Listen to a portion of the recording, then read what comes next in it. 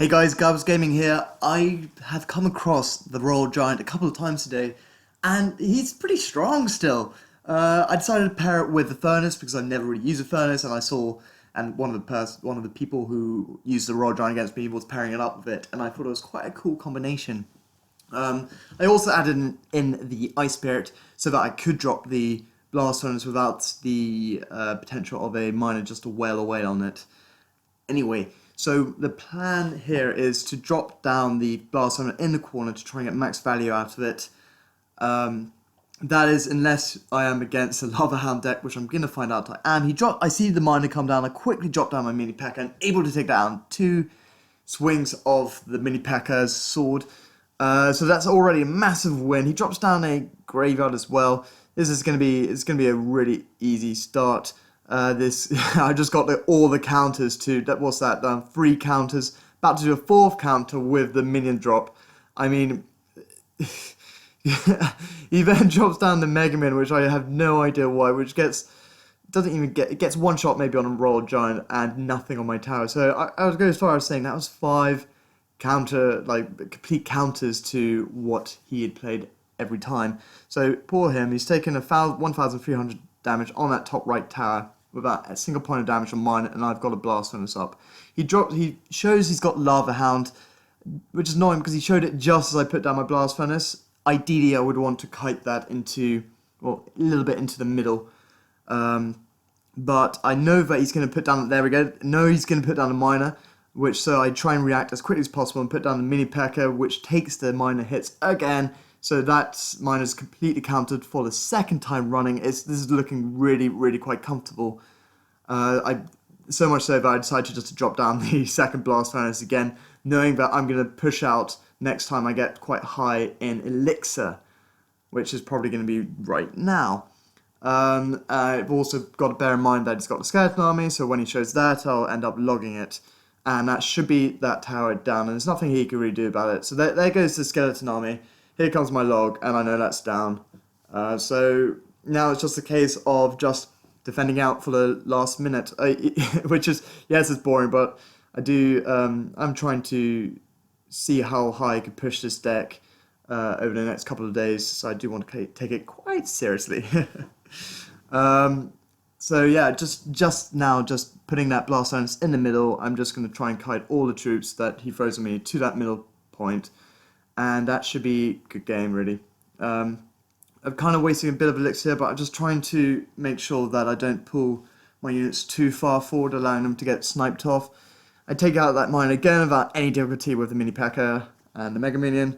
And with 20 seconds on the clock, I'm looking comfortable.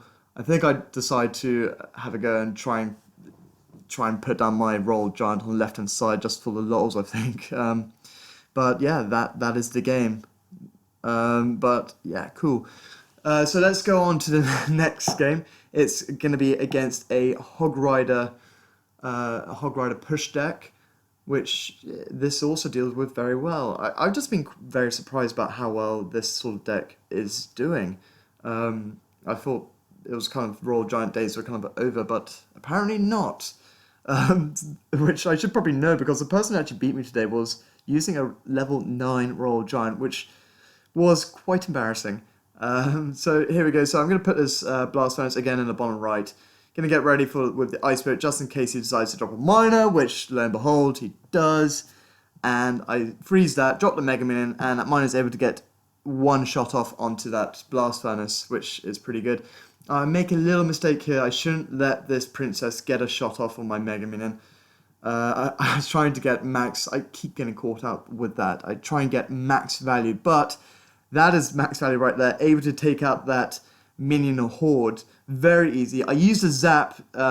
You probably would have seen I didn't need to use a zap, but I used a zap to stop them getting any more damage onto my Royal Giant. So I think that probably got me an extra 200 between 2 to 500 damage off. It's quite difficult to calculate, but that's just a complete rough estimate actually. So he doesn't get down his princess in time, which he doesn't get a shot off onto the Mini P.E.K.K.A., allowing the Mini P.E.K.K.A. to get a swipe off on that tower. And again, lo and behold, I'm late on my log. Once again, I need to cut that out. So now I'm just going to build up. I see him drop down this miner. I'm really not fussed at all by that. So I just drop down my blast furnace. Ignore this. Ice Spirit and a Zap, if placed properly, will completely annihilate it. Luckily, he dropped his minion horde late enough so those 3 which weren't caught by the Ice Spirit did no damage. Now, when I'm dropping this mini P.E.K.K.A, you'll notice that it's between 2 to 3 tiles from the bridge.